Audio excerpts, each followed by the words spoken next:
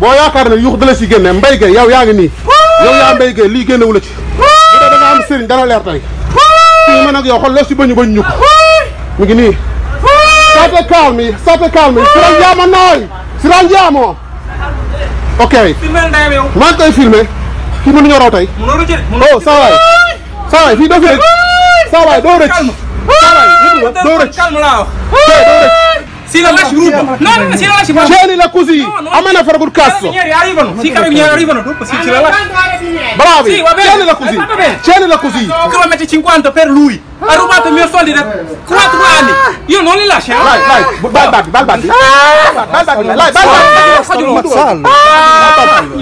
Assalamualaikum warahmatullah. Assalamualaikum wa Sénégal ak doobi Sénégal fépp fi ngeen man ci nekk maa ngi leen di nuyu di leen ziyaara waa ji ngeen gis ni doomu Sénégal Mbaye Gueye lu tudd ñi naan ko Serigne Mbaye Gueye wala Mbaye Thiam wala am na ñi nga xam ne buy présenté aussi ñoom daf leen di xamal ni Serigne Saliou Gueye lu tudd mu ngi bàyyeekoo ci dëkk bi ñu naan Ñaxal witu Louga te Sénégal Mbaye Gueye dafa di doomu Ndeye Ndiaye ak góor gi Mbodja Gueye waxtu bi may wax ak yéen ay wéy juróom ñu ngi Touba gannaaw seen doom bi mu leen tabaxalee kër tuxu nañu dem nekk ci dëkkul Xaadimu Rasuul boobu Mbaye Gueye ñi ngeen gis mu jàppanteel ay doomu Sénégal lañu ki ka jàpp kott ko ni Abdoulaye Diouf la tudd moom ak ay xaritam dañoo def lu tollu 300 kilomètres ñetti téeméeri kilomètres ñëw fekk ko ci dëkk bu mu nekk ñu téye ko li koy leen taxu na jóg moo di Mbaye daf leen a tëkku woon xamal leen ni moom góor la te ragalul te du daw coow mu ngi leen di xaar ñu ñëw gannaaw bi ñu koy fayekuloo seeni xaalis Mbaye Gueye comme escroc sénégalais yu bare waaye it nekkul sénégalais rek ay góor yàlla yoo xam ne dañoo xëy ne duñu dund lu dul ci tàppale duñu dund lu dul ci ay ñàkku nit duñu dund lu dul dugal ci nit ci ay fitna ndax ñoom ñu mën cee bànneexu ça fait plusieurs semaines bi nga xam ne ay dossier wu Mbaye Gueye yegsi na fii ci Kéwoulo li ñu laajoon témoin yu bare bugguñu woon mu doon Kéwoulo rek mooy toog di nettali ay dossier wala di enquête di rendre compte investigation balaa moo neex ñu am ay témoins yu crédible ay témoins yu ragalul dara ay témoins yu taxaw témoigner gannaaw ñoom bi ñu leen ko defee ñu témoigner pour ñeneen bañ a nekk ay victimes mais témoin boo xam ne dafay takk fitam témoigner à visage découvert moo yombut Mbaye def na victime yu bare ci ay doomu Sénégal am na ci ndaw soo xam ne mu ngi liggéey ci benn société bu mag Mbaye nax na ko nu muy xamante ak nit ñi mooy Facebook lay xamante ak yow solu yëre yu rafet mu yiw nekk léeg-léeg ci ay jàng mu dugal la ni ci dina la dëkk ngeen di waxtaan ba ci kanam ni mu naxee soxna soosu mooy daf ko ni moom ay dafa am fu muy liggéeyee ñoo xam dañu am ay auto occasion auto yu bees lañ sax luñ leen dawalee yàggut mais tubaab yi dañuy uti pour jël auto yooyu wanteer leen naka noonu la xamante ak jigéen boobu sunu mbokk jigéen boobu mu ni ko da ngay dama lay yónnee ay photo ay auto yu may jaay parce que parking laa yor fii ci Italie photo yi da nga koy def ci sa page Facebook wala ci sa WhatsApp nga di ko wone bu nit ñi intéressé wu ma jaay leen ko ci prix bu yomb naka noonu la jigéen bi accepté gannaaw toog nañu lu mat at nuy waxtaan mu ne ma saa yu waxtu julli jotee sax bu nuy waxtaan waa ji day arrêté waxtaan mais na parce que dafay dem julli ji loolu tax na jigéen boobu am confiance ci moom bi mu ko yónnee photo yi mu wone ko parce que mu ngi ci ngandi entreprise ci Sénégal damay leb tur bi mu wone ko ay collègue am intéressé wu ci oto bi mu ni leen mu mettre leen en contact ak Mbaye mais Mbaye ne ko dama bëgg nga nekkal ma sama intermédiaire Sénégal c'est-à-dire ñi nga xam ne dañu soxla auto yi ay auto yu cher ñu di ko jaay ay 2 millions 1 million 500 ak 4 millions suñu soxlaa nañ la jox yow xaalis bi nga defal leen décharge après yow nga yónnee ma xaalis bi ku jigéen ki nekk ci confiance boobu jouer rôle boobu tax na bi Mbaye jotee xaalisu jàmbur yi Mbaye Gueye mi jotee xaalisu jàmbur yi mu coupé tout contact ak ku jigéen ki bi mu koy jéem a fayee ko daf ko ne soo bëggee gudd fan nag ma bàyyi parce que man képp ku topp samay mbir da ngay dee tout de suite. ku jigéen ki ni mu mujjee mooy ñi nga xam ne ay collègue am wala ay nit yi nga xam jox ko seen xaalis pour mu yónnee ko mbay pour ñu indil leen oto gisuñu seen oto dañoo mujjee porter plainte contre soxna soosu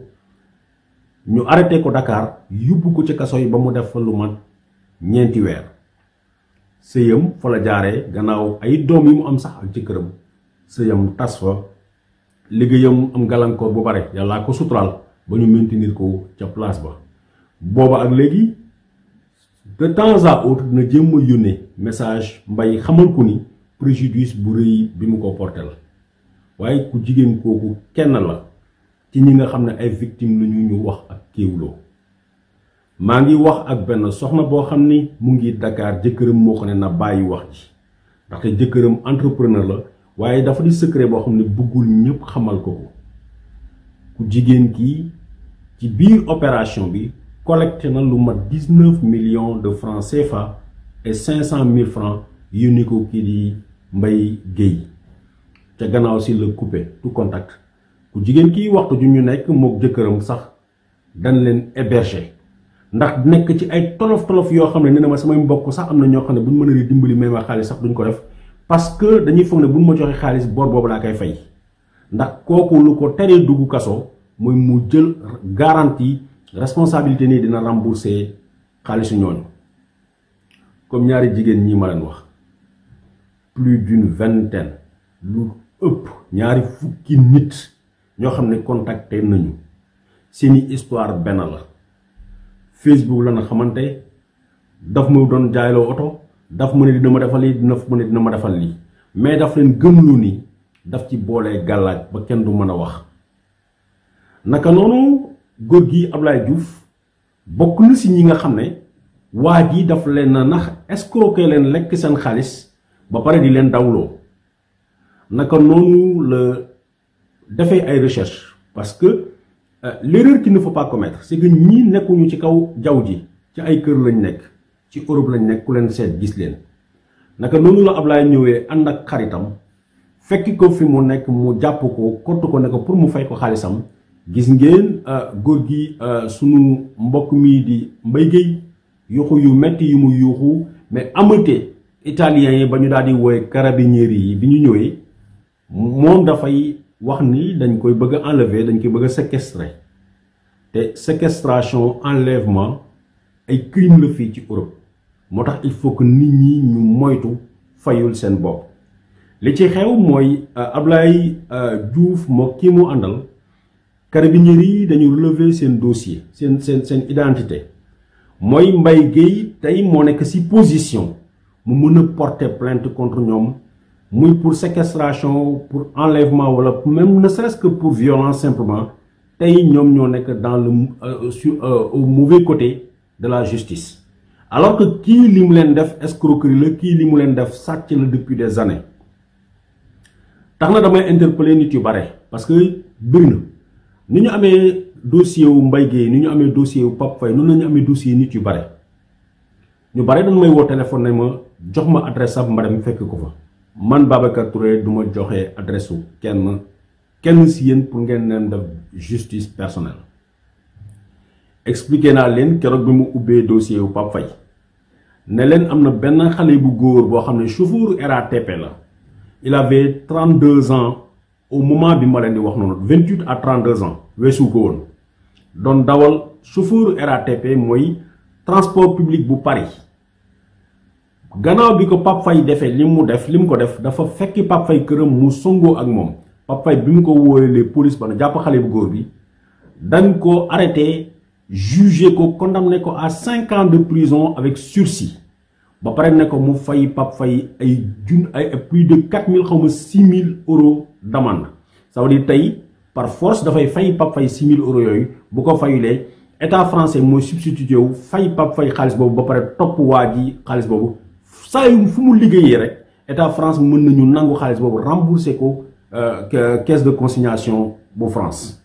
tax na moom tooñ nañ ko mais tey dafa tooñaate bi moo nekk dans la mauvaise posture loolu tey lu mel noonu mooy dal suñu mbokk mi di Abdoulaye Diouf ak ki mu àndal fekk ji Mbaye Guèye foofu ca Italie moo tax damay interpellé waat sénégalais yi dëgg la neexut ci xol nit jëlal la ay millions et millions dugal la ci ay problème yóbbu boobu mel ni suñu jigéen bi yóbbu ko ñu tëj ko kaso ci koo xam ne xamul dara lu julli ak yor njabootam nekk boole ci ibaadu fa laay yemale pour bañ nit ñi ñu gën a identifier nit ki kan la à cause de kenn ku mel ni Mbaye Guèye koo xam ne dafa décider moom dafa nekk sax en situation irrégulière en Italie mu nax la ba jël xaalis bu mel noonu ci yow toog ne da ko defee métier daf ko def liggéey yow boo ànduleeg sa xel rek tu vas te retrouver ci mauvaise position mooy li nga xam ne mooy dal suñu mbokk yi moo tax ma leen di interpeller di leen ñaanaat encore doomu Sénégal yi fépp fi ngeen mënti nekk gannaaw buñ leen mooy tundikuloo nit koo xam ne gisu leen ko xamu leen ko mu waxtaan ak yéen quel que soit le temps bi muy jël il faut toujours rester sur vos gardes